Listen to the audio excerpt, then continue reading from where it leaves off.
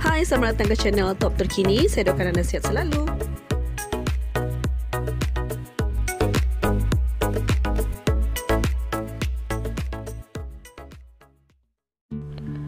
Pengarah filem Syamsul Yusof berhasrat menarik balik saman yang difailkan terhadap pegawai penyiasat dan pengarah Jabatan Agama Islam Wilayah Persekutuan Jawi serta Majlis Agama Islam Wilayah Persekutuan MAIWP yang didakwanya menyebabkan fakta aib mengenai hubungannya dengan Ira Kaza kepada ibunya Datin Fatimah Ismail. Perkara itu disahkan Datuk Adnan Saman yang mewakili MAIWP ketika dihubungi media selepas pengurusan kes di hadapan Timbalan Pendaftar Mahkamah Tinggi di sini, Aishraf Falini Abdullah hari ini. Mahkamah menetapkan 13 Julai ini untuk pengurusan kes, katanya. Dalam pernyataan tuntutannya, Syamsul memfailkan saman terhadap pihak berkuasa agama itu atas alasan menyebarkan fakta aib dan memalukan kepada ibunya berhubung kenyataan isteri keduanya ketika itu, Fatira Fatini atau lebih dikenali sebagai Ira Kaza, yang dipanggil memberi keterangan kepada Jawi pada Ogos tahun lalu.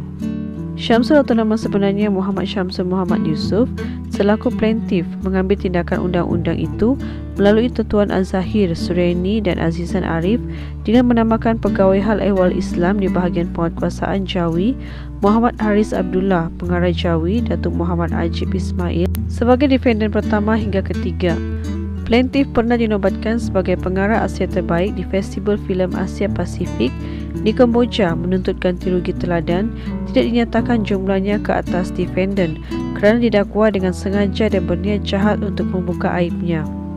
Dia juga memohon deklarasi gambar pernyataan yang mengandungi nama Syamsul dan Ira, separuh tanda tangan dan pernyataan bertulis adalah satu keterangan yang diambil oleh defendant atau ejennya, tertakluk kepada Akta Rahsia Rasmi 1972 dan undang-undang yang berkait. Syamsul juga memohon deklarasi gambar pernyataan itu yang dirakam oleh defendant atau ejen adalah dokumen dalam kawalan mereka. Ia termasuk deklarasi penyebaran gambar pernyataan itu dibuat oleh defendant ataupun ejen. Dalam pernyataan tuntutannya, Syamsul berkata, pada 20 Disember 2022, ibunya menghantar mesej melalui aplikasi WhatsApp iaitu gambar pernyataan mengaibkan mengandungi nama Ira separuh tanda tangan dan pernyataan bertulis. Mengikut dokumen yang diperoleh, gambar pernyataan itu mengandungi fakta mengaibkan dan memalukan yang disebar kepada ibunya. Saya kemudiannya menghubungi Fatira Fatini yang saya panggil sebagai Ira Kaza berkenaan dengan gambar pernyataan itu yang diterima dan dimaklumkan oleh Ira Kaza bahawa beliau dipanggil oleh defendant ketiga untuk merakam keterangan atas satu siasatan. Ia berdasarkan satu laporan yang dipercayai dibuat oleh isteri saya ketika itu, Puteri Sarah Liana Muhammad Kamarudin, dan pernyataan itu dirakam oleh defendant pertama Muhammad Haris yang Ira Kaza percaya adalah pegawai penyiasat dalam siasatan itu.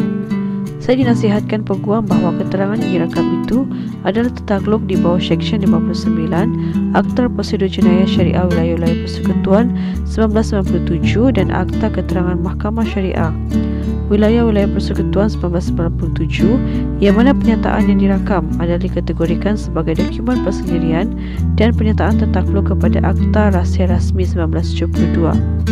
Ira kemudiannya membuat laporan polis pada 23 Disember tahun yang sama, kata Syamsul. Akibat penyebaran fakta aib itu, Syamsul berkata beliau dimarahi oleh ibunya dengan kata-kata yang mengguris perasaan selain mengalami tekanan perasaan dan akan memberi keterangan lanjut ketika perbicaraan kelak. Katanya tindakan defendant atau ejen mengaibkan dan memburukkan imej, nama serta reputasinya selaku pelakon dan pengarah filem.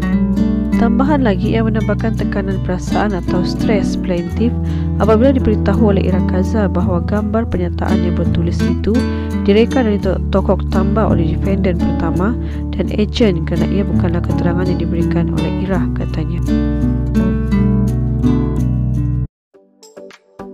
Terima kasih sudah like, comment dan subscribe.